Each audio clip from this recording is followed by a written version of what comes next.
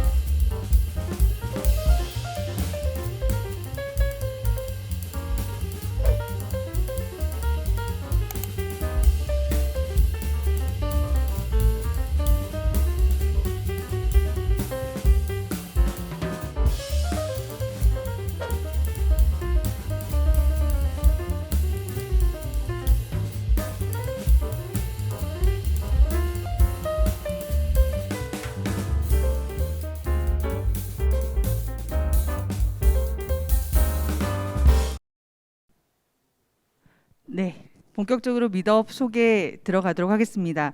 먼저 경기콘텐츠진흥원의 본 사업을 담당하고 계시는 저희 양승규 팀장님 모시고 간단하게 본 사업과 내년도 어떻게 진행하실 건지에 대한 얘기를 간단하게 말씀드리도록 하겠습니다.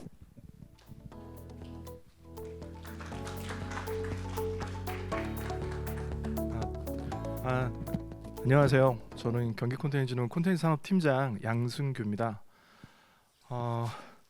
연말 바쁜데 그리고 또 다른 행사들 굉장히 많잖아요. 그런데도 불구하고 저희 G커넥션 미드업 프로그램 선택해 주셔서 감사합니다. 1차 수출 상담회는 영상에서 보셨듯이 지난 8월에 진행을 했고요. 오늘 2차입니다. 그리고 지금부터 저희 경기콘텐츠진흥원 해외사업 잠깐 말씀을 드리면은 사실은 뭐 현황보다는 고민이 더 많습니다. 지금 저희가 그 한정된 예산에 그리고 기관이다 보니까 1년 내에 이제 사업계획 수립 잘 아시겠지만 또 집행 그리고 결과 보고까지 이루어지는 과정들을 다 끝내야 되고요. 그러다 보니까 이제 빨리 변해가는 이 해외 사업 트렌드나 또 시장 환경에 저희가 좀 플렉서블하게 대처를 못 하고 있죠. 이제 그게 가장 큰 고민이기도 하고, 그래서 기업 중심으로 무언가를 해주고 싶은데 룸이 좀 많이 없어요. 매번 하다 보면 저희 나름대로 또 고민들이 많아서 좀 이렇게 치이는 것들도 많고 상황들이 그러긴 하는데, 그럼에도 불구하고 또 내년도에도 또 진행을 해야 되는 상황들이 있어서 오늘 또 이런 자리를 통해서 현재 업계에서의 현안과 그리고 또 고민들, 그리고 오늘 저희가 준비한 이야기들, 그리고 적절한 코멘트들 이런 거 받아서 앞으로 사업 추진하시는 데 있어서 조금이나마 도움이 되셨으면 좋겠습니다. 네, 다시 한번 이 자리 와주셔서 감사합니다.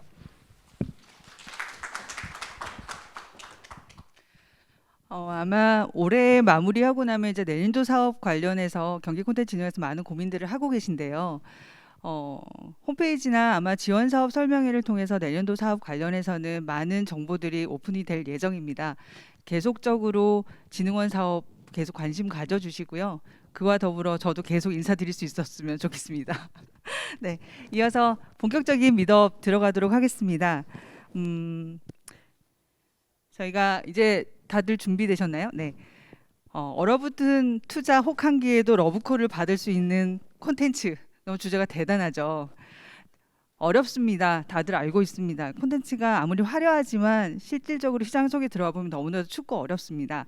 그런데 그 중에서도 꼭 성공하는 콘텐츠들이 있기 때문에 그러한 것들을 어떻게 하면 될 수 있을지에 대한 이야기를 오늘 나눌 수 있었으면 좋겠고요.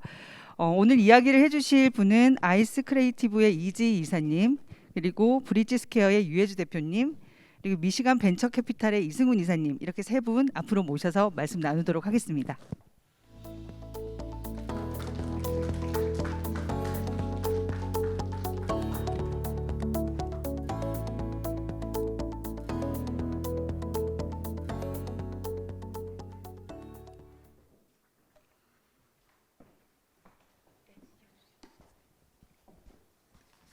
네.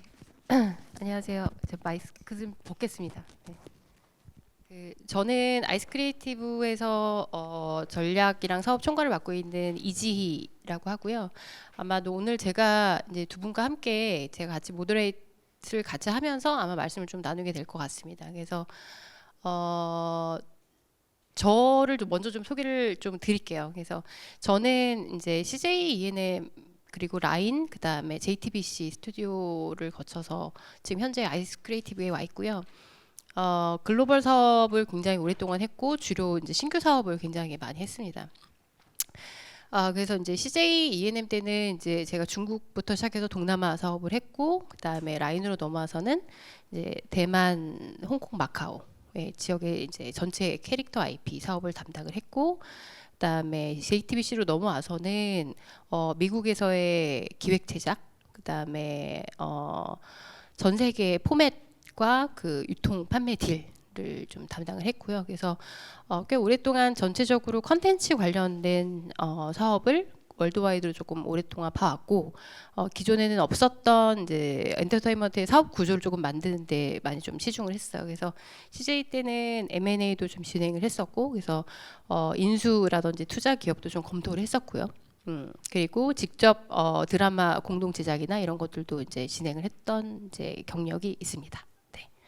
그리고 이어서 저희 그 두 분을 소개를 해드릴게요. 두 분은 이제 엑셀러레이트를 주로 많이 하셨고 이제 펀딩을 하셔가지고 저희가 각각에 맞는 되게 다양한 그 베리에이션에 대한 이제 섹터를 조금 말씀드릴 수 있을 것 같아서 먼저 소개를 좀 부탁드리겠습니다. 네, 안녕하세요. 저는 브릿지 스퀘어의 류혜주입니다. 저희는 엑셀러레이팅을 하는 곳인데요. 예비 창업자부터 초기 창업자 그리고 이제 저희가 기본적으로는 예비 창업 단계이나 아이디어 단계의 창업자를 이제 보육하고 육성해서 투자를 받을 때까지 저희가 이제 한 6개월 정도의 교육을 이제 하는 기업이에요. 맨 처음에는 저희가 이제 운영사로서의 역할을 하고 있다가 지금 현재는 배치 프로그램을 직접 운영하고 있고요. 저희가 배치 프로그램을 운영하면서 우리가 키운 기업들이 직접 우리 손으로 투자가 되는 것을 보고 싶어서 현재 5개의 조합을 직접 운영하고 있습니다. 저희는 콘텐츠 융복합 기업이나 콘텐츠 기반으로 하는 스타트업에 투자하고 있는데요.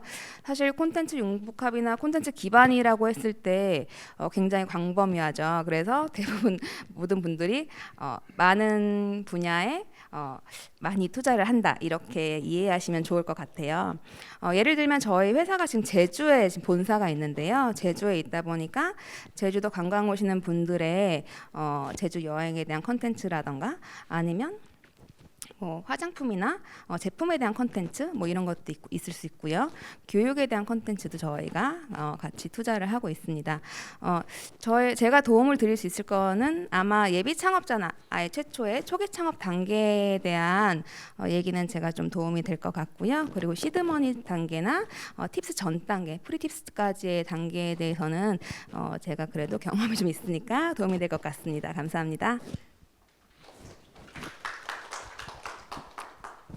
네, 안녕하세요. 저는 미시간 벤처 캐피탈의 이승훈이라고 하고요. 저는 콘텐츠 분야의 펀드를 지금 운영을 하고 있고 주로 보는 섹터는 공연, 영화, 전시, 뭐 일반 콘텐츠 기업들을 중심들로 보고 있고요. 뭐 아마 투자 관련해서 궁금하신 부분들이 굉장히 많으실 것 같은데 오늘 말씀 나누면서 전반적인 부분들 이렇게 훑어 나가면서 뭐 아마 저희가 이제 질의응답 하듯이 이제 진행할 거예요. 그래서 편하게 물어봐 주시면은 저희가 뭐 말씀 주신 것처럼 다양한 분야가 있으니까 편하게 알려주시면 좋을 것 같습니다. 감사합니다.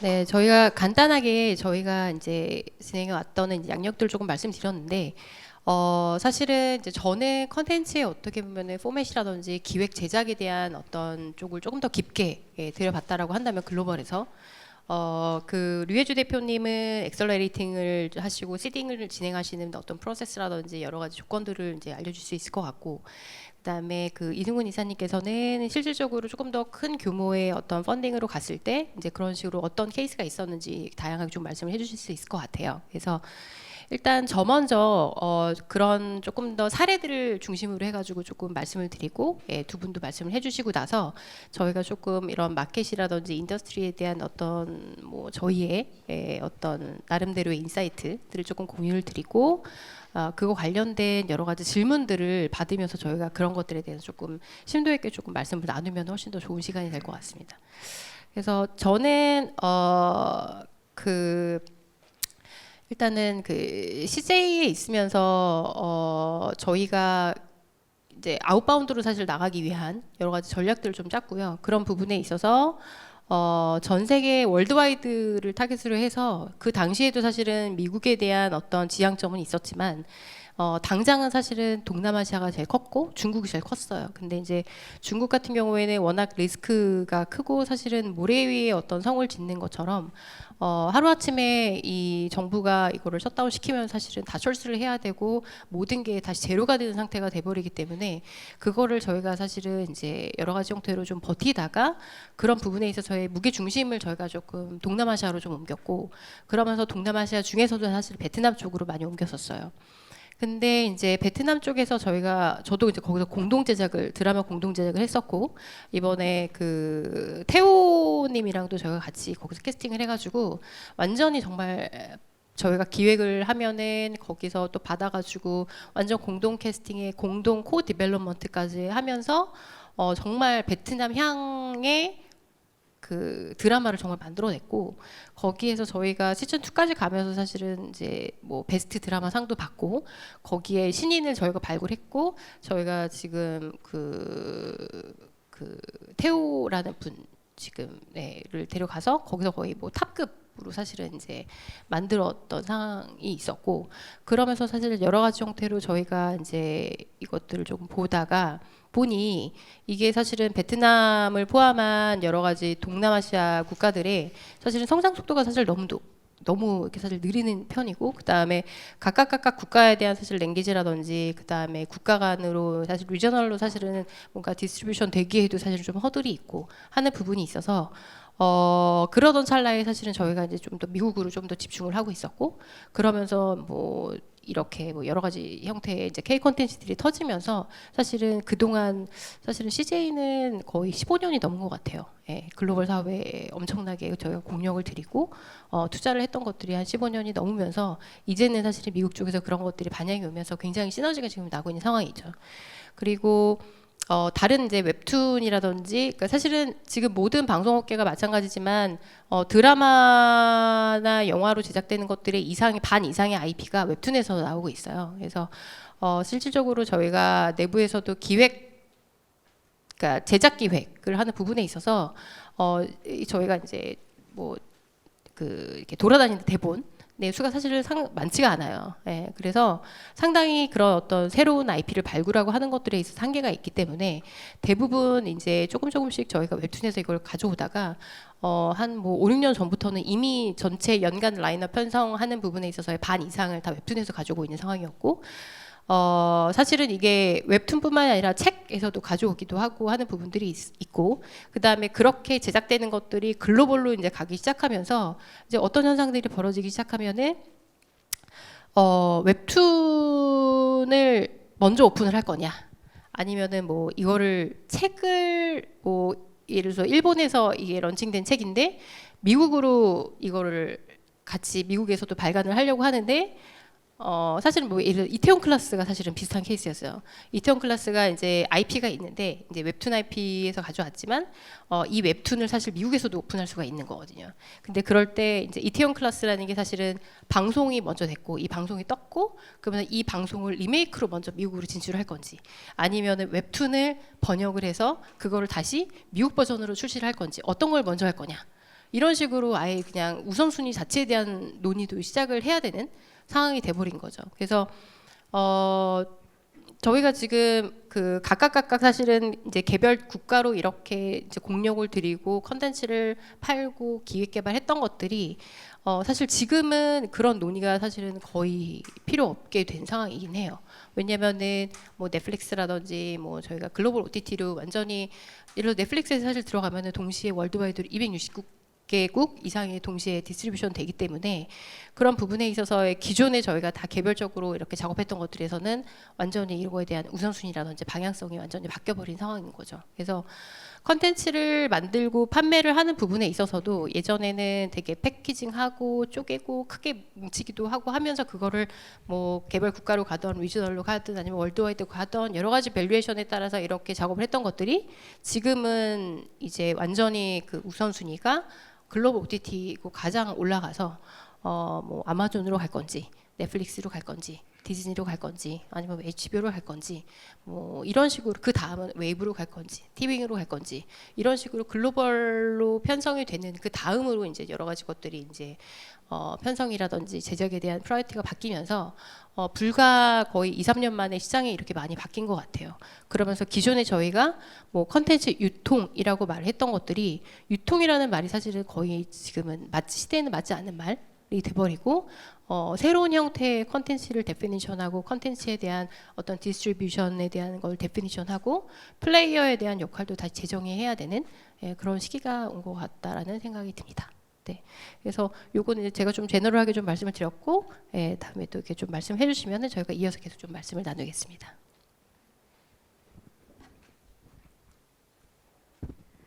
네, 저는 우선 사례를 말씀을 드리면서 간단하게 저희가 이제 초기 창업자나 콘텐츠를 가지고 있는 예비 창업자, 아이디어를 가지고 있는 분들을 만났을 때 어떻게 그걸 사업화하는지 중간중간에 예시를 들어가면서 아주 간단하게 설명을 드릴 건데요.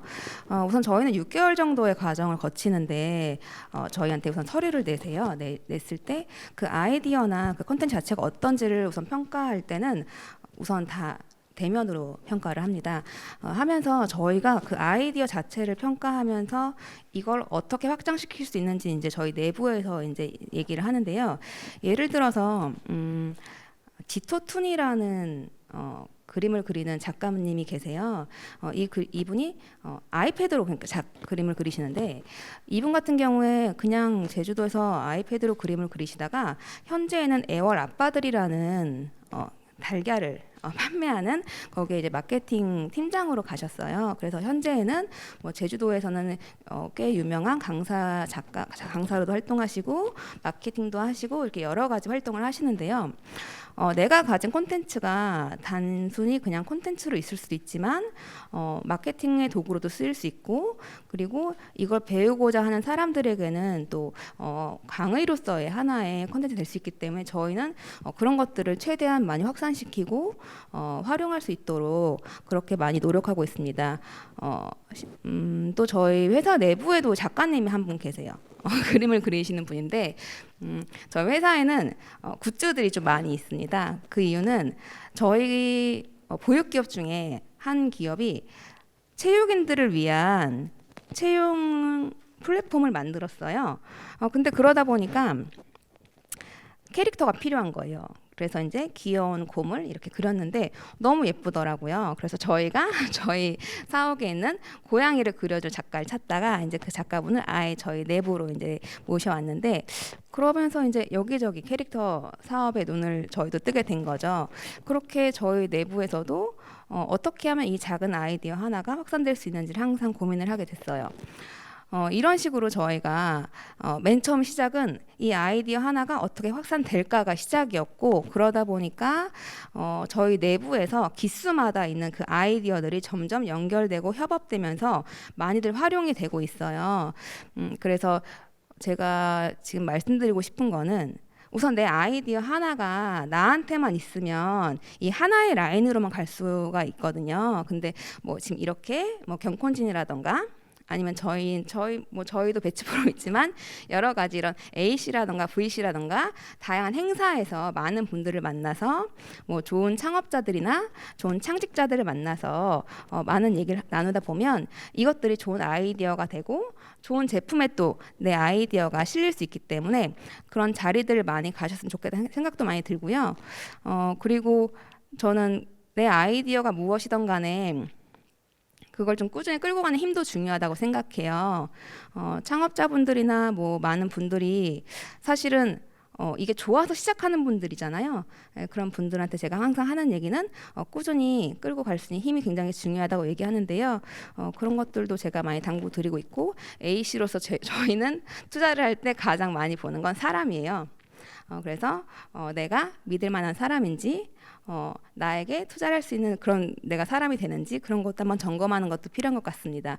네. 네, 앞에 분들께서 이제 그 해외 관련한 사례, 그다음에 초기 관련한 사례를 말씀해 주신 것 같고요. 저는 아마 이게 저희가 심화 컨설팅이 따로 있는데 그런 부분을 좀 해소하기 위해서 투자도 생각하실 거잖아요. 사실 수출 상담회이긴 하지만 투자가 굉장한 부분이라고 생각하실 텐데, 저희가 보통 투자 건들에 대해서 검토를 할 때 어떤 기준으로 좀 보는지에 대해서 한번 말씀드리면은 아마 지금 진행하고 계신 사업들에 대한 지표라든지 현재 상황에 대해서 좀 아실 수 있을 것 같아서 간단하게 한번 정리를 해봤습니다. 일단 첫 번째로는 그 사업에 대한 정량적 정성적 부분을 많이 보죠. 그게 뭐 너무 당연한 얘기일 것 같긴 하지만은 저희가 이제 VC에서 이제 투자를 하다 보면 결국엔 저희도 이제 뭐 좋아서 투자 뭐 이런 걸 떠나서 투자를 통해서 수익을 얻기 위해서 해야 되다 보니까 이런 정량적 정성적 부분을 보는데, 그게 이제 크게 한 3가지 정도로 많이 보게 되더라고요. 현재 지금 진행하고 있는 사업에 대한 과거 성과, 그러니까 뭐 매출액이라든지 뭐 영업이익 이런 부분들을 보겠죠. 물론 콘텐츠는 이제 잠재력을 통해 가지고 확장되는 그런 조금 특이성이 있긴 하나, 과거에 대한 이력들이 좋으면 이제 한 번 더 보게 되는 경향이 있는 것 같고요. 그다음에 이 지금 진행하고자 하는 사업에 대한 시장성들을 좀 많이 봐요. 그러니까 시장이 커야지 여기를 침투해가지고 뭐 과점을 하던 선점을 하던 그런 것들을 이제 해야 될 텐데, 그 시장에 대한 분석을 어떻게 하시고 어떻게 우리도 어떤 관점에서 바라보는지 좀 많이 보게 되고요. 그다음에 이제 콘텐츠라는 게 사실 굉장히 다양하기 때문에 뭐 딱히 정의 내려가지고 어떤 특정 콘텐츠라고 말씀드리기는 어렵겠으나, 콘텐츠 자체에 대한 인지도, 뭐 IP라고 볼 수 있겠죠. 그런 것들에 대한 뭐 역량과 뭐 향후 잠재력, 뭐 이런 거 아마 이제 정성적 부분이 될 것 같습니다. 두 번째는 이제 어떤 콘텐츠, 어떤 사업이든지 간에 끌고 나가려고 하시는 것들에 대한 완성 가능성을 봅니다. 왜냐면은 저희 같은 경우에 이제 일반 부분 투자 개념으로 뭐 예를 들어서 100억짜리 프로젝트다. 그럼 뭐 5억, 10억, 뭐 좋으면 20억 이렇게도 진행할 수 있는데, 이 나머지 자금에 대한 조달에 대해서 담보가 되지 않거나 그게 뭔가 불확정한 상태라면은 공격적으로 투자를 할 수가 없죠. 그렇기 때문에 이 콘텐츠가 얼마나 좋기 때문에 다른 뭐 동반 투자자들을 얼마나 유치를 하고 뭐 그런 부분들, 그러니까 완성이 안 되면 이 프로젝트는 끝나는 게 아니라 사고 프로젝트가 되는 개념이기 때문에 그런 부분들도 이제 많이 보게 되고요. 그다음에 이 콘텐츠 관련해서 이제 사업자분들이나 이 제작진들의 역량들을 간접적으로 보죠. 그게 이제 과거에 어떤 프로젝트를 하셨고 이 프로젝트를 통해서 어떤 성과, 그다음에 어떤 방향성, 물론 이제 성과만 볼 수는 없겠죠. 그 잠재력이라는 건 뭐 누구도 모르는 거긴 한데, 그러면 이제 그거를 엿볼 수 있는 그런 정성적인 부분들도 같이 보게 되는 것 같습니다. 이건 조금 네 번째는 조금 특정 콘텐츠이긴 한데, 뭐 말씀 주신 것처럼 영화나 드라마 저희도 이쪽에 많이 투자를 하는데 이 설계도를 저희를 많이 봅니다. 설계도라고 하면 그 시나리오나 대본 같은 부분들이 되겠죠. 이게 뭐 그냥 홀로덩 읽고 재밌네, 재미없네 이렇게 판단하는 게 아니라 저희는 이제 많은 시나리오 검토들을 계속 하기 때문에 정량화 시켜서 이게 뭐가 어디가 좋고 어딘 보완해야 되고 뭐 이런 것들을 많이 보기 때문에 잘 유의해서 그분들을 보고 있고요. 말씀드린 것처럼 이게 설계도 개념이라고 저는 보고 있기 때문에 이 한 끗 차이로서의 그 뭐랄까요, 완성도라든지 엣지라든지 이런 것들이 확연히 달라질 수 있는 부분이라서 그런 부분들 많이 염두합니다.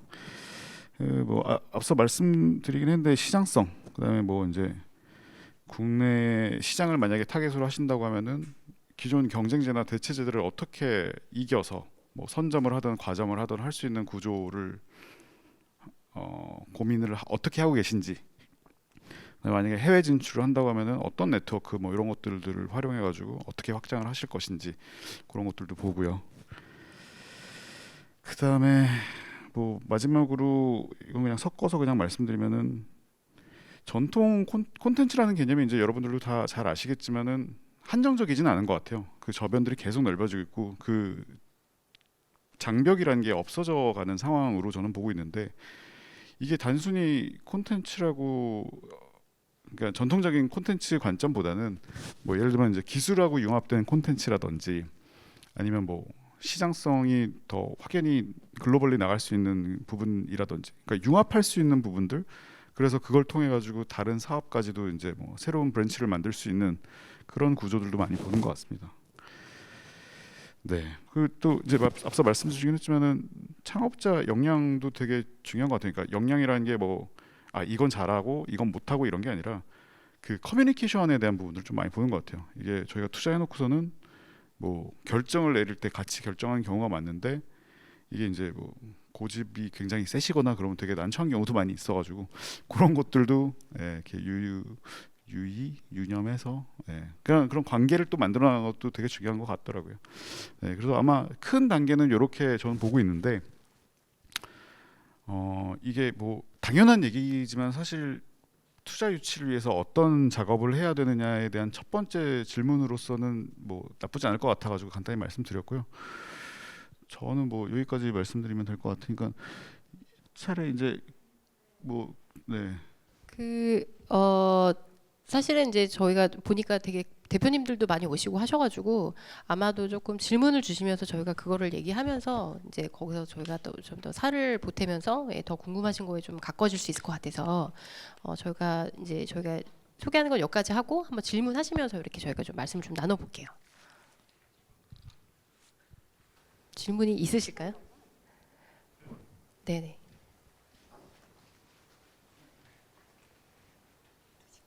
안녕하세요. 먼저 이렇게 좋은 말씀 해주셔서 감사드립니다. 제가 여기 온 거는 그 타이틀에 낚여가지고 온 거고요. 얼어붙은 투자 혹한기에도 러브콜을 받을 수 있는 콘텐츠라고 해서 너무 감동적인 타이틀이라서 참 이 타이틀을 뽑아낸 분한테 참 대단하다라고 한 말씀 드리고 싶고요. 그다음에 저는 애니메이션 제작사에서 일하고 있습니다. 그래서 애니메이션은 지금 뭐 원래 전체적으로 계속 나빠왔지만 이 요새 들어서 더욱 더 안 좋은 그런 어떤 시장 분위기인 것 같고, 제가 투자자라고 해도 애니메이션에 투자를 안 할 정도로 그렇게 어떤 폭발력이라던가 뭐 이런 것들이 많이 부족하다고 생각이 들고 있어요. 그래서 저희 회사는 아예 이제 국내 투자는 포기하고 그 OTT 글로벌 OTT 쪽에 오리지널을 투자를 받아서 이제 진행을 하고 있어서 뭐 한 2, 3년간은 또 그걸로 제작을 해가지고 진행하고 이렇게 하는데, 그 애니메이션 쪽에서 봤을 때 도대체 그러니까 투자 플랜이나 혹은 그런 거는 어떻게 짜야 된다고 생각하시는지, 뭐 A씨나 V씨 입장에서 좀 전체적인 애니메이션 산업을 보시고 어떤 방향으로 투자 플랜을 짜야 될지 그걸 좀 경험이라던가 아니면은 무슨 뭐 그런 쪽에 그 베이스해서 좀 말씀을 해주셨으면 좋겠습니다. 그 투자 플랜이라는 게 저희 입장에서 진행되는 걸 말씀하시는 거죠? 그러니까 워낙 이제 요새 투자도 안 되고 그래서 대부분의 회사들이 이제 투자는 포기한 부분이고, 그래서 저희 회사도 이제 외국 쪽으로 아예 바꿔가지고 이제 시도도 안 하고 있어요. 이제 국내 지분 투자라든가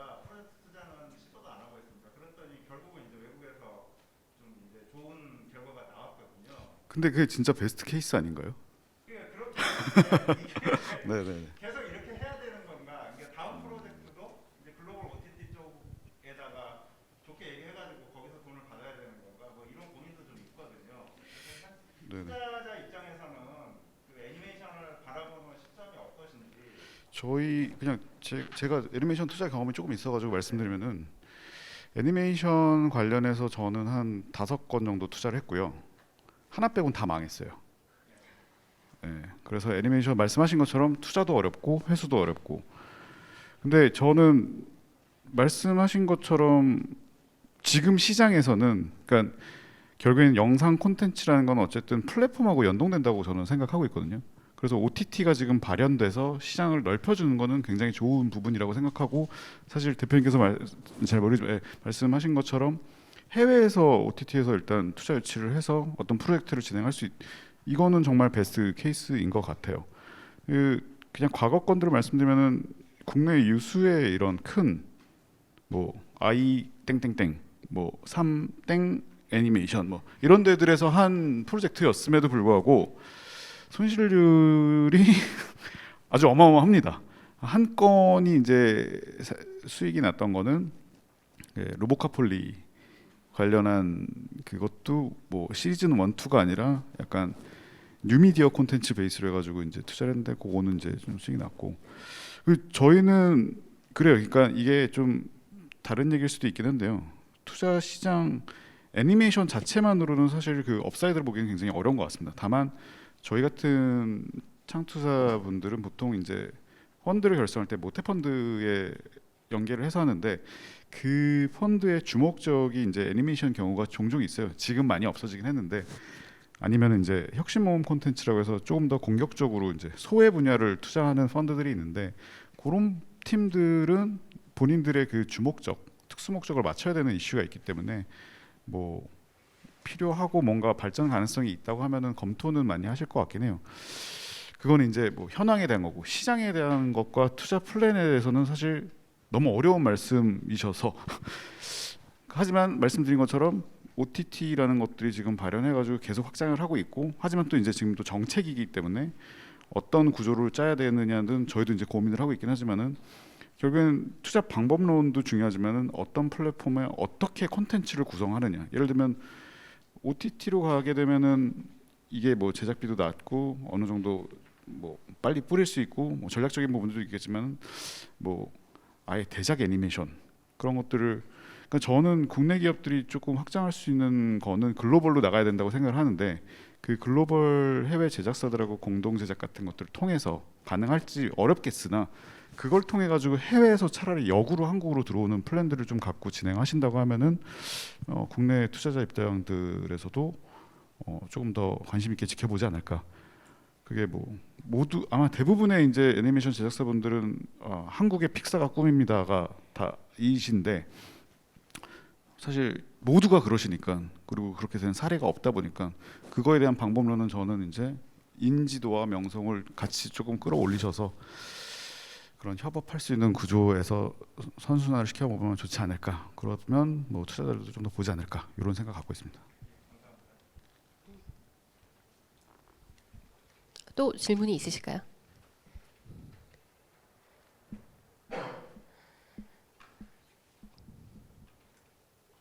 이게 눈치 게임 하시면 안 되고 네. 시간이 별로 없으시니까 네. 편하게 빨리. 네. 안녕하세요. 네. 저는 그 콘텐츠 산업에 관심이 있어서 이번 이 미더에 오게 됐는데요. 그 아까 이지 대표님께서 이제 원래는 개별 국가로 팔고 논의했던 것이 이제는 그냥 글로벌 OTT 기준으로 아예 바뀌어서 어떤 플랫폼에 먼저 들어갈 건지를 선택하는 전략으로 바뀌게 됐다라고 말씀을 하셨는데, 그렇다면 이제 글로벌 OTT에서 자체적으로 만드는 오리지널 콘텐츠가 아니라 제가 그 글로벌 OTT에 이제 판권이나 이런 거를 먼저 팔고 거기에서 이제 글로벌 시장을 진출하는 콘텐츠라면 그것과 관련된 마케팅 전략은 보통 그 글로벌 OTT 플랫폼이 아닌 저희가 또 자체적으로 진행을 해야 된다고 생각을 하는데, 이러한 부분에서 조금 더 어떻게 하면은 좀 효율적으로 뭔가 글로벌 시장에 더 이렇게 효과적으로 마케팅을 할 수 있는 방법 같은 게 있는지 조금 궁금합니다. 그러니까 예를 들어 만약에 자체적으로 제작하는 오리지널 같은 경우에는 마케팅을 알아서 그 글로벌 OTT 플랫폼에 해주겠지만 그것이 아니라면 조금 네트워킹도 차차 쌓아가야 되기 때문에 좀 어렵다고 생각을 해가지고 조금 그 부분이 궁금합니다. 네, 그 마케팅이라는 개념에 대해서 지금 동일하게 생각하고 있는지는 저희가 또 모르겠는데 일단은 넷플릭스를 기준으로 보면은 넷플릭스는 월드와이드에 대한 판권에 대한 온라인을 가져가기 때문에 향후 2차 판권부터 시작해서 뭐 리메이크 판권부터 시작해서 그다음에 마케팅에 대한 모든 라이트를 사실 다 넷플릭스가 다 가져갑니다. 그리고 이제 뭐 예를 들어서 시상을 그게 뭐 시상을 하더라도 사실은 그거에 대한 시상은 넷플릭스가 시상을 하게 되고요. 그러니까 모든 IP는 다 그냥 넘어간다라고 보시면 돼요. 그게 이제 넷플릭스가 거래를 하는 룰이고요. 하지만 넷플릭스 외에 다른 플랫폼들은 조금 조건이 다르긴 해요. 조금 더 어빌러블한 조건으로 조금 더 느슨하게 되어 있긴 하지만 네 그렇게 된 상태이기 때문에 만약에 내가 넷플릭스한테 오리지널로 다 넘긴다라고 한다라고 하면 사실은 마케팅의 여지는 없다라고 보시면 되고 하지만 만약에 이번에 우영우가 사실은 시장에 조금 되게 큰 임팩트를 준 케이스이긴 한데 그 제작사에서는 그런 여러 가지의 제작사에서 가져갈 수 있는 권리에 대해서 사실은 조금 다른 시장에서 원래 했던 행태보다 좀 다른 형태로 더 가져갔어요. 제작사가 더 가져갔고 그거에 대해서 사실은 이제 이 정도로 터질지 몰랐지만 아무튼 시장에서 굉장히 터졌고 이게 월드와이드까지 사실 임팩트가 있고 하면서 굉장히 시장에서 또 다른 이 어떤 것들을 기준을 좀 가른 사례가 되고 있긴 하거든요. 근데 그런 경우라고 하면 이제 마케팅에 대한 의미가 좀 있을 것 같고요. 예, 그렇게 됐을 때는 저희가 글로벌로 마케팅을 한다라는 부분이 사실 되게 어려운 부분이긴 해요. 왜냐하면 저희가 글로벌 네트워크라든지 기존에 했던 마케팅 방식이 아니기 때문에 결국에는 이렇게 월드와이드에 대한 그런 뷰어십에 대한 네트워크가 있는 그런 플랫폼에 사실 나가는 게 가장 좋은 마케팅이긴 하거든요. 그래서 네, 그래서 질문하시는 거에 답변이 되신 걸까요?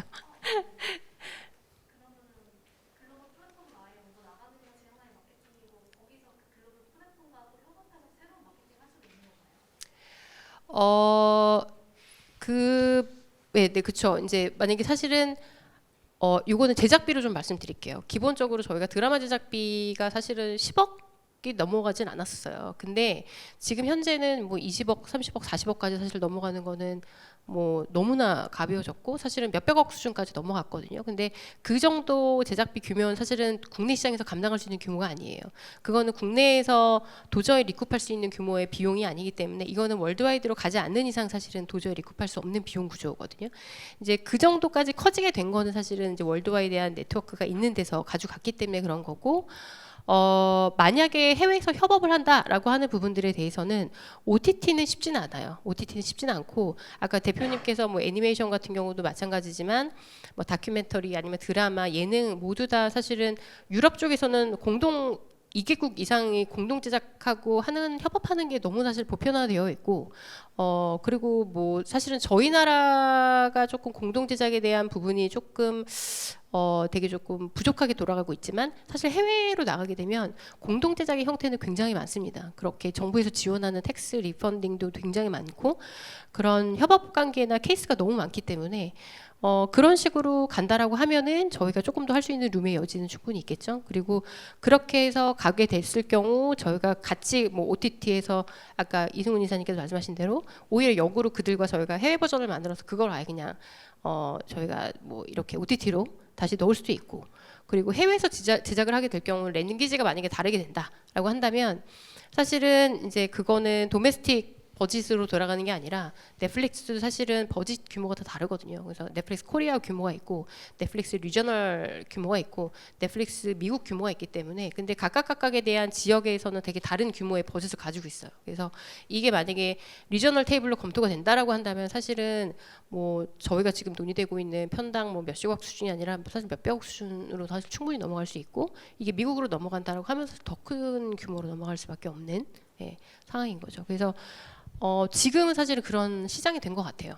그러니까 옛날에는 한국에서 이거를 벗어나기가 너무 힘들었는데 이제는 월드와이드 어느 플레이어랑 어떻게 시작해도 이상하지 않은 충분히 가능한 구조가 되어 있어서 그런 부분에 있어서는 저희가 공동 제작을 하던 아니면은 해외 OTT랑 같이 제작을 해서 월드와이드를 해외에서 뿌려도 되고 그걸 국내에서 해서 뭐 월드와이드로 뿌려도 되고 사실 모든 구조가 사실 가능하게 된 시장인 것 같아요.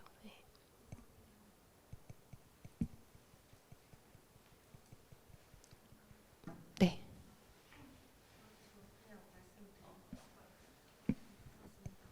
저는 그 웹툰 웹소설 플랫폼 그에 대해서 여쭤보고 싶은데요. 저는 개인적으로 웹툰 웹소설이 성장할 수 있었던 배경에는 1인 창작자가 과거 실제 출판에 비해 손쉽게 수익 구조화를 수익을 얻을 수 있다라는 데 있어서 많은 작가들이 생성이 되었고 그걸 바탕으로 웹툰 웹소설 사업이 성공할 수 있었다고 생각을 합니다. 그런데 요즘 웹툰은 특히 스튜디오화 형식으로 뭔가 1인 작가가 데뷔하기 굉장히 어려운 시스템으로 변하고 있고 웹소설 또한 그 플랫폼의 홍보 방식에 있어서 그 소비자가 맞춤형 콘텐츠를 소개받는 방식이 아닌 그냥 1위부터 10위 혹은 그 플랫폼에서 이미 홍보하기로 예정된 콘텐츠가 크게 배너로 홍보되는 방식으로 되고 있어서 1인 창작자들이 되게 생존하기 어려운 방식으로 더 진행이 되고 있다고 생각합니다. 그러면 이랬을 때 해외로 우리나라 플랫폼이 진출해서 결국은 영향력을 그러니까 이런 창작 시스템이 계속 망가져 간다면 해외에서도 뭔가 다른 그런 그런 거대 투자에 밀려서 또 뭔가 영향력을 잃어버릴 가능성이 높게 되지 않을까? 결국 웹툰 웹소설 산업을 한국이 먼저 시작했고 되게 크게 이게 뭔가 우리나라가 1등으로 주력하고 있는 사업이다라는 그런 정체성을 잃어버리기 쉬운 그런 뭔가 구조로 가고 있다고 생각을 하는데 이런 1인 창작자 양성이나 혹은 그 플랫폼의 그런 그 추천 서비스 방식의 변화에 대해서도 그 업계에서 뭔가 인지를 하고 변화를 시도하고 있는지 한번 여쭤보고 싶었습니다. 우선 간단하게 말씀드리면요. 그런 1인 창작자에 대한 보호가 필요하다는 건 모두가 다 느끼고 있어요. 그래서 정부에서도 여러 가지 지원책을 마련하고 있고 그러면서 이런 기관에서도 1인 창작자의 여러 지원 공간을 비롯한 여러 가지 창작물에 대한 보호 그리고 뭐 홍보라던가 마케팅 지원 이런 여러 가지를 다 지원을 하는 곳들이 많이 생기고 있어요. 그래서 그런 지원 내용을 좀 확인을 하셔서 이제 그런 걸 좀 찾아보시는 것도 제가 추천을 드리고요. 그리고 사실은 저는 이건 어쩔 수 없는 거라고 생각을 하기는 해요. 제가 이제 저도 이런 창작자들을 만나고 뭐 창업자들을 만나고 하면서 거대 자본에 대한 얘기가 나오면 사실 저는 그거는 어쩔 수 없는 거다라고 얘기를 할 수밖에 없어요. 네, 그래서 그거에 대해서는 내가 뭐 우려를 해서 이 일을 내가 안 하지 않을 거잖아요. 그렇다면 내가 그 거대 자본이 오기 전에 먼저 선점하는 거를 저는 우선은 제가 항상 먼저 얘기를 하는 거고요. 그리고 항상 그래왔듯이 거대 자본은 항상 들어올 수밖에 없거든요. 그래서 그런 거에 대한 걱정은 사실 모두가 할 수밖에 없지만 그래도 우리가 할 수 있는 건 지금 많은 지원책들이 나오고 있고 정부도 그걸 알고 이런 기관들도 다 알고 저희도 다 알고 있어요. 그래서 그런 지원책들을 최대한 잘 활용하는 거 우선은 그게 가장 중요하다고 저는 생각을 해요.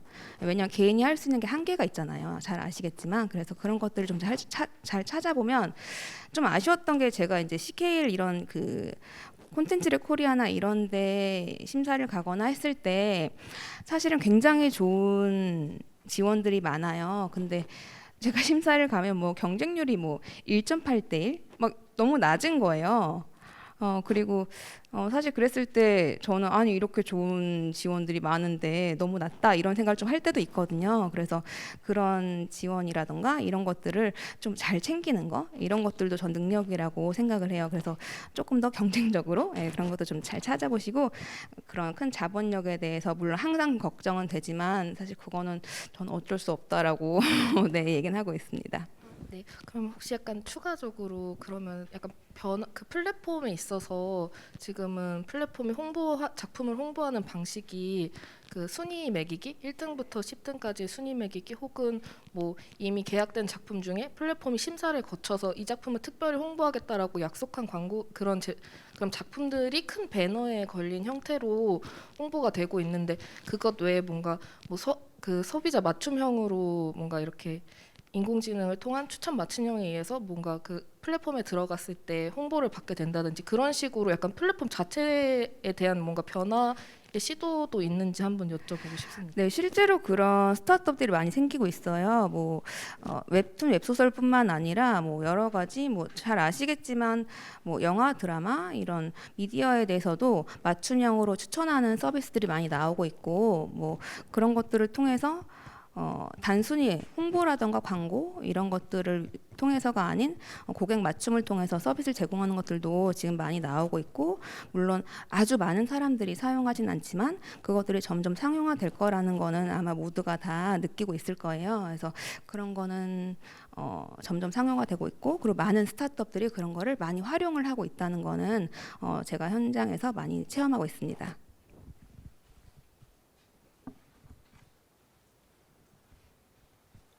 더 질문이 있으실까요? 네. 저쪽이.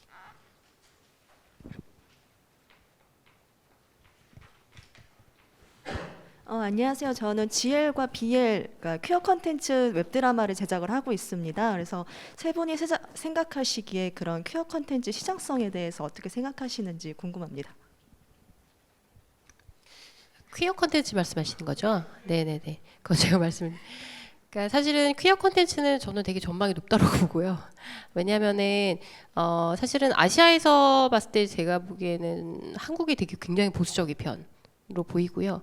이미 미국이나 유럽에서는 LGBTQ에 대한 코드가 들어가지 않으면 편성이 안 될 정도로 모든 게 사실은 다 페어하게 들어가야지 되는 엘리먼트가 사실 됐거든요. 그래서 뭐 이 피부 색깔, 그 다음에 여자가 여자를 좋아하고 남자가 남자를 좋아하고 그런 어떤 관계도 사실 또 하나의 팩터로 반드시 들어가야 되는 거로 이미 이제 그렇게 해서 제작이 되는 거는 굉장히 오래됐어요. 그래서 앞으로 사실은 저희가 사실 웹소설이나 웹툰도 사실은 그런 LGBTQ 관련된 컨텐츠들은 굉장히 조회수가 높은 걸로 알고 있는데 사실은 이게 방송에서는 사실 보여진 적이 많이 없거든요. 영화에서 일부 보여지고 드라마라든지 이런 데서 많이 없었는데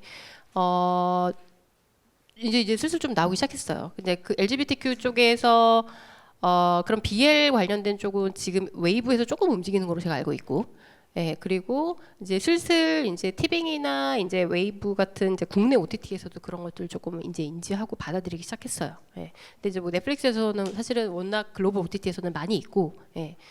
그래서 뭐 LGBTQ에 관련된 뭐 컨텐츠는 저는 되게 유명하다라고 보고 심지어 뭐 드랙쇼라든지 뭐 이런 것도 사실은 뭐 넷플릭스에서도 많이 그런 예능도 있었고 충분히 잘 풀어내고 그런 거에 대한 한국에서의 조금 정서 관리 너무 사실 파격적인 부분에 있어서 이걸 어떻게 시장에서 받아들여질지는 사실은 모르는 상황이기 때문에 아직까지는 근데 하지만 그거에 대한 움직임이 분명히 있고 시장에서의 반응은 있고 플랫폼에서도 지금 움직이고 있다. 그렇게 보시면 될 것 같아요. 저는 관련해서 추가적으로 조금 말씀드리고 싶은 게 그 시장성도 되게 중요하긴 한데 이거를 어떻게 만드냐가 되게 중요한 포인트인 것 같아요. 그러니까 최근에 왓챠인가요? 어디에 있는 IP를 활용해서 이제 극장판을 뭐 하나 개봉을 했는데 그게 조회 10만 명이 아마 안 들었을 것 같은데 그러니까 그 BEP 구조에 대한 부분들을 좀 잘 고민하시면 좋을 것 같아요. 지금 이렇게 뭐 유통을 뭐 극장이 됐든 뭐 OTT가 됐든 뭐 당연히 수요는 있겠죠. 근데 이 공급을 어떻게 전략적으로 하는가에 대한 고민 이런 것들도 같이 고민하시면 좋을 것 같습니다.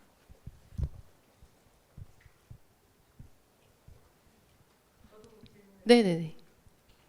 저희 여기 오늘 게임 기업분들도 좀 오셨어가지고 사전에 질문을 받은 게 있는데 좀 드리고 싶은데요.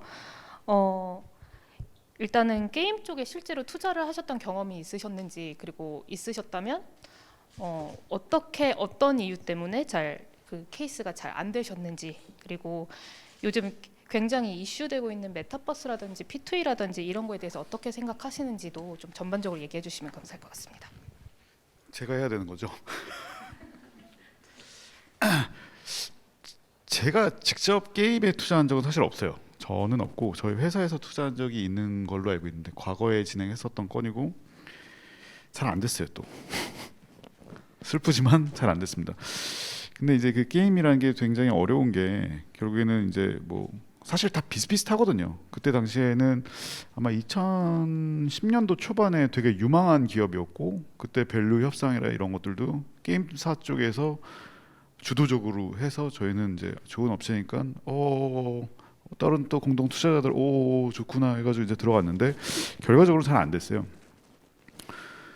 그래서 이제 그때 투자 관점들은 아마 이제 그 제작진의 역량과 그다음에 그 만들고 있던 그 콘텐츠의 아마 MMORPG 베이스였었을 텐데 그 시장이 그때 막 엄청 크고 있는 상황이어가지고 그런 것들을 판단해가지고 아마 들어갔던 걸로 알고 있고요. 게임 시장이 사실 뭐 저는 게임 시장에 대해서 정확하게 많이는 모르긴 하는데 일단 과점하고 있는 업체들이 많이 있잖아요. NC, 넥슨 또 뭐 있어, 네오위즈 등등등. 그게 이제 그분들이 큰 각자의 IP를 가지고 움직이지만은 그 외에도 인디 게임 회사들도 다 인수를 해가지고 거기에서 다 브랜치를 까고 있는 상태이기 때문에 그리고 또 이제 그런 자본력을 바탕으로 해서 마케팅이라든지 그런 것들을 공격적으로 할 수 있는 구조이기 때문에 아무래도 이제 소규모 회사들은 조금 어려울 수 있는 상황이라고 보는데 그 와중에도 이 제작진의 역량이라든지 아니면 그들하고 뭔가 협력을 해서 이 지금 기존 메인스트림하고 뭔가 협력, 그러니까 상생할 수 있는 구조를 짜는 팀들을 아무래도 조금 더 보는 것 같긴 해요. 그리고 메타버스는 참 어려운 것 같아요. 그 사실 메타버스의 원리는 이제 제가 개인적으로 생각하기에는 2000년대 초반에 나온 아바타에서 시작을 해서 그 2015년도에 또 붐이 됐던 VR, AR. 그래서 또 잠잠해졌다가 이게 연계 계속 확장되면서 메타버스라는 큰 광의의 개념으로 이제 들어온 것 같은데요. 사실 저도 그 잘 아시겠지만 레디 플레이어 원이라는 영화 보면서 이제 저런 세상이 오는구나, 재밌겠다. 근데 생각보다 그게 빨리 안 오는 것 같더라고요. 그리고 잘 아시겠지만 모르겠어요. 제 나이가 있어서 2022 원더키드라는 만화가 있었는데 거기 보면은 다 날아다니잖아요, 사람들이. 저는 어렸을 때 그 만화 보면서 2022년 빨리 오면은 내가 또 날아다니겠구나 했는데 기술은 발전하지만 그 상용화에 대한 부분들은 사실 레이턴시가 있다라는 판단이 들어서 메타버스는 하나의 뭔가 메인스트림으로 하기보다는 이 팬데믹하고 연결돼 가지고 굉장히 또 큰 또 메타버스 관련 주식들도 또 많이 있었지만은 하나의 보완제로서의 산업으로서 발전은 하긴 하지 않을까. 왜냐면은 이게 또 경제랑 저는 맞물려 있다고 생각하거든요. 매크로가 지금 다 망가지고 있는 상황이다 보니까 이 팬데믹이 이거 해서 이제 적용됐던 그런 생활 패턴들이 아직은 몸에 익숙한 것 같더라고요. 그래서 영화관도 덜 가고 그냥 OTT 보고 그렇게 되면서 이런 메타버스를 다시 또 유입해서 그런 것들을 향유하고 있는 것들은 보여지는 것 같더라고요. 그래서 메타버스는 시장성에 대한 것들은 담보할 수는 없겠으나 하나의 뭔가 산업으로서 천천히 확장할 수 있지 않을까라는 생각을 저는 좀 하고 있고요. 두 번째 P2E는 일단 국내에서는 규제가 있어서 P2E 게임은 국내에서는 할 수가 없죠. 안 되니까 저는 뭐 따로 검토를 해보진 않았는데 이게 어쨌든 블록체인 기술하고 연결이 되는 경우가 많다 보니까 그것도 이제 또 매크로 시장이 다 망가져 있다 보니까 이게 맞나? 그다음에 글로벌리 나가가지고 또 잘하는 팀들은 또 잘하더라고요. 이 플레타리니움인가? 거기는 뭐 글로벌 지금 나가가지고 뭐 누적 투자액이 300억 정도 되는 것 같던데, 그러니까 분명히 시장성도 있고 글로벌리 규제나 이런 것들이 없는 팀들, 그 다음에 인력이라든지 콘텐츠 경험이 이런 것들이 단단한 팀들이 있다면은 그거는 뭐 도전해볼 만하지 않을까. 다만 국내에서는 아직은 규제가 있기 때문에 조금 일반 투자사라든지 그런 것들은 좀 어려운 것 같고, 게임사들도 해외 법인을 만들어서 그런 것들을 하긴 하더라고요. 컴투스 같은 경우에도 미국 법인 통해 가지고 P2E 게임들 하고 있는 것 같고, 자체적인 블록체인 기술을 활용해 가지고 그거 사업 확장도 하고 있는 거 보니까 그런 시류들도 같이 한번 봐주시면 좋을 것 같습니다.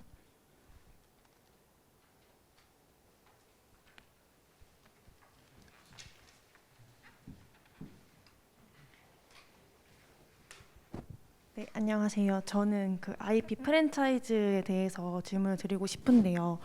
이제 글로벌 같은 경우에는 이제 마블이나 디즈니 같은 경우는 하나의 IP를 이제 묶어서 프랜차이즈화해서 이제 글로벌 시장에 뛰어들어서 성공한 케이스가 많은데 우리나라 같은 경우에는 일단 대중들의 취향이 빨리빨리 변하고 또 이제 업계에서도 빠르게 새로운 작품들을 계속 공급하다 보니까 하나의 IP가 이제 계속해서 확장돼서 이제 프랜차이즈가 되는 게 사실 조금 어렵다고 생각은 하는데 시장에서는 예를 들어 지금 K-팝 같은 경우는 SM이 이제 광야 세계관으로 IP를 확장하려고 하고 있는데 영화나 드라마 업계에서도 이런 IP 프랜차이즈화 에 대한 움직임이 있는지 아니면 또 이게 또 웹툰이나 그런 마블 코믹스가 만화랑 연결한 것처럼 웹툰이나 다른 IP와 함께 연결해서 이런 걸 조금 확장하려고 하는 움직임이 있는지 궁금합니다. 네. 아마도 IP 프랜차이즈라는 거를 말씀하시는 거 보면은 이건 세계관을 말씀하시는 것 같은데 그러니까 결국에는 이게 하나의 IP를 가지고 굉장히 다양하게 풀어낼 수 있는 이제 포맷상으로 되게 다양하게 풀어낼 수 있는 방법이 있고 그 다음에 그 IP가 확장돼서 사실 세계관 안에서 움직이게 되면은 하나의 IP가 아니라 되게 다양화된 IP들이 이게 힘을 받아가지고 그 인파워먼트 돼서 움직이는 것들이 있는데 그러니까 예를 들어서 IP라고 했을 경우 저희가 사실 한국에서는 그 IP라는 게 굉장히 한정적이에요. 근데 예를 들어서 이거는 저희가 뭐 IP에 대한 다각화 시점으로 조금 말씀드리면 미국은 굉장히 이 IP가 세분화돼서 되게 다양한 방식으로 이게 이제 진행이 돼요. 그러니까 예를 들어서 복면가왕이 엄청 히트를 쳤잖아요. 그래서 글로벌 뭐 거의 100개국 이상에서 리메이크가 되고 근데 사실 이거는 포맷을 그냥 리메이크한 거거든요. 똑같이.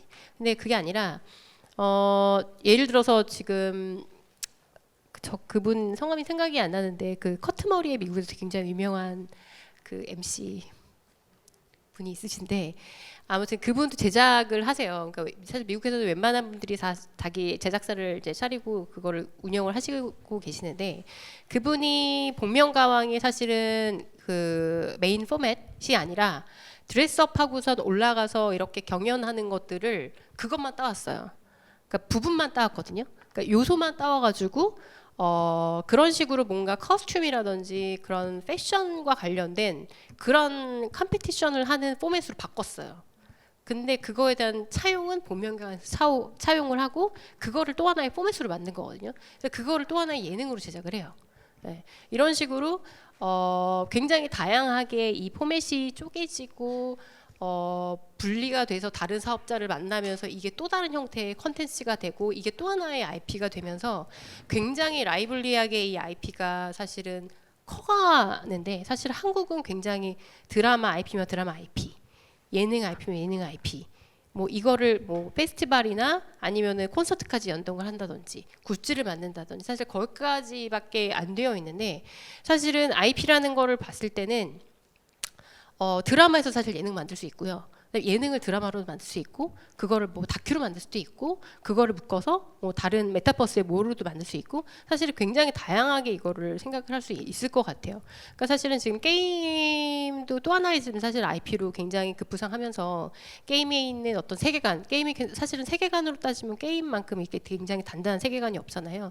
그러니까 그런 세계관을 중심으로 해서 그거를 웹툰으로 만든다든지 아니면 그거를 다시 한번 뭐 드라마라든지 아니면 어떤 예능의 어떤 포맷으로 차용한다든지 아니면 그거를 뭐 페스티벌의 하나의 뭐로 차용을 한다든지 뭐 이런 식으로 굉장히 다양한 조합의 구성으로 그런 식으로 이제 쓸 수가 있는데 이제 그런 부분들에 있어서는 사실은 한국은 굉장히 좀 작지만 사실은 미국이나 유럽이나 이런 데서는 굉장히 다양한 형태로 이 장르를 넘나들면서 이거를 엔터테인먼트라는 어떤 경계 안에서 그렇게 풀어내고 있는 상황이긴 합니다. 네.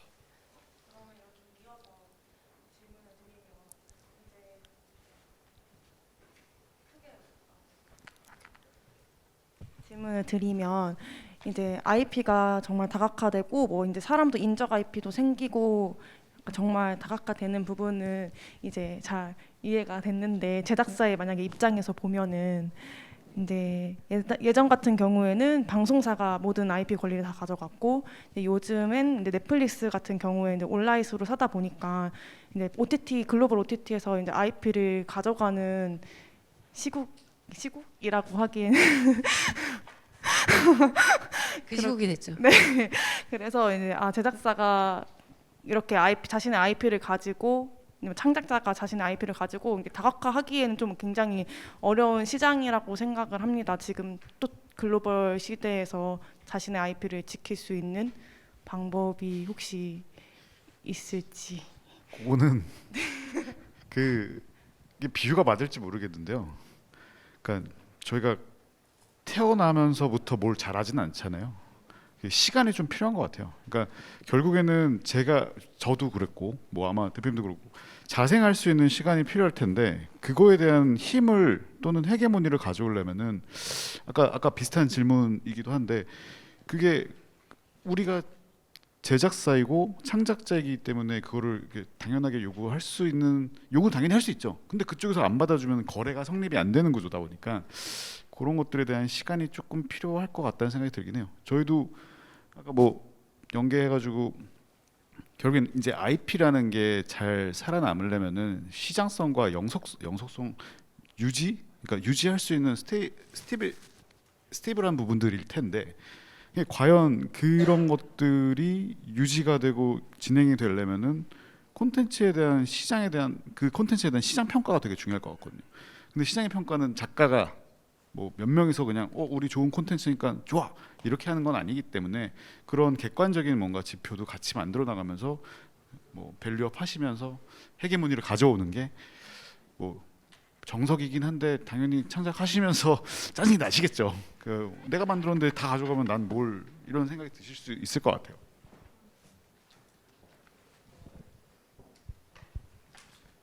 너무 열띠게 질문을 하죠. 맨 처음에 질문 안 하시더니 어느 순간부터 본물이 터지신 것 같아요. 근데 시간 정해져 있었기 때문에 여기까지 질문했는데 혹시 마지막 나 이거만큼은 질문해야 될 것 같다라고 하신 분 계신가요? 네, 저기 한 분만 마무리. 괜찮으시죠? 네.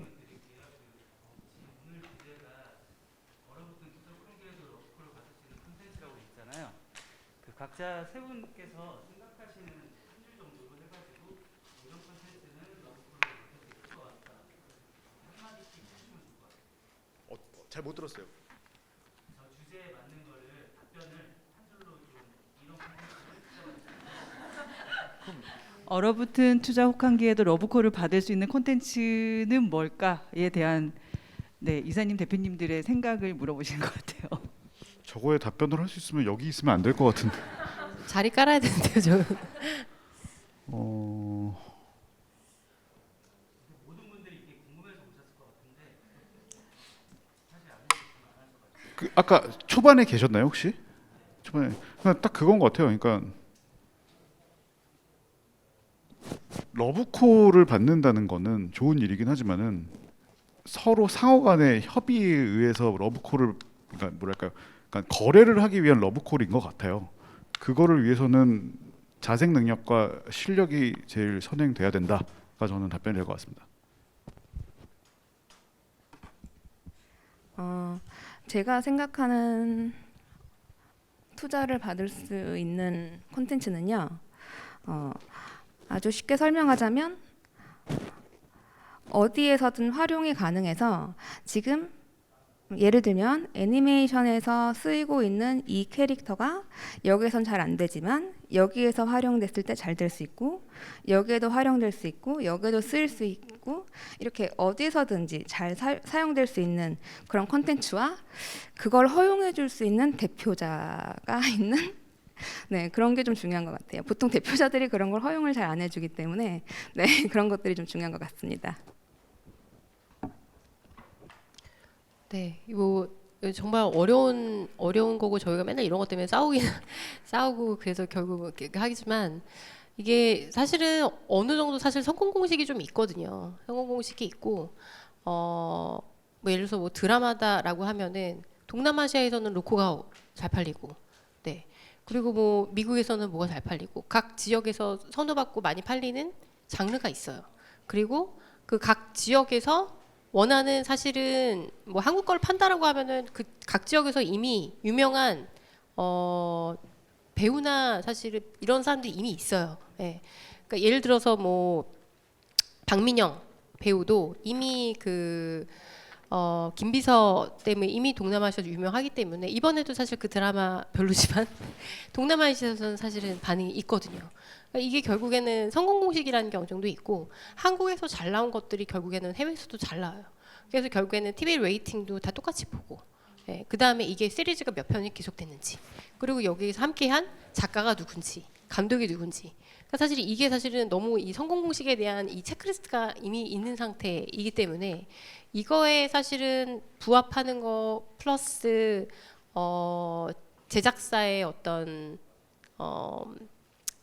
조금 유연함, 예, 이런 것들이 사실은 뭐 컨텐츠에서의 어떤 성공 공식이고, 사실은 꼭 이게 100%가 아니고 사실은 이게 컨텐츠가 그래서 어렵잖아요. 예. 그래서 딱 원하시는 답을 딱 드리기가 너무 힘들겠지만, 예, 저는 이제 이 정도의 체크리스트가 있다. 예, 그리고 각 지역에서 반드시 원하는 그런 거는 분명히 있고, 그런 거 위주로 사실 OTT도 다 찾고 있어요. 예. 네. 네, 답변이 되셨는지 참 애매한긴 해요, 사업이. 제가 조금 더 붙이면 저는 바이어들을 많이 만나거든요. 이게 방송 쪽, 애니메이션, 게임 쪽 바이어분들을 많이 만나는데, 바이어분들이 하시는 말씀을 오늘 세 분이 다 해주셨어요. 예, 특히 그 기업분들 만나게 되면 내 것이 최고야 라고 얘기를 하시는데, 실질적으로 상대방의 입장에서 그걸 보게 되면은 그렇지 않은 경우들도 되게 많거든요. 근데 그 분명 A라는 기업 안에서 정말 특출한 부분이 있고 조금 모자란 부분들이 있는데, 그런 것들을 좀 찢어서 비즈니스를 할 수 있는 눈만 좀 열리게 된다 그러면, 아마 오늘 말씀해 주셨던 그 저희 세 분 이사님과 대표님들의 말씀과 좀 규합되는 부분들이 있지 않을까라는 생각이 좀 듭니다. 제가 감히 그냥 제 경험에서 조금 더 붙여드렸고요. 얘기가 좀 길었습니다. 아마 10분 정도 잠깐 쉬었다가 아마 심화 컨설팅 계속 이어질 텐데요. 이미 신청해 주신 분들도 계실 거고, 그렇지 않은 분들도 계실 거예요. 그럼 뭐 신청 못 하신 분들은 아마 저희 쪽 담당자한테 말씀하시면 여분이 있으시면 인사를 나누게 될 거고요. 그렇지 않으신 분들은 10분 동안 명함 교환하시고 네트워크 진행하시면 될 듯합니다. 뒤쪽에 커피와 다가 준비되어 있으니 편안하게 진행해 주시고요. 혹시 오실 때 저희 쪽에 차량 등록해주지 않으신 분들 있으시면 미리 말씀해 주시면 저희가 편안하게 안내해 드리도록 하겠습니다. 장례 정리 시간 가지고 이후 이 순서 이어가도록 하겠습니다. 수고하셨습니다.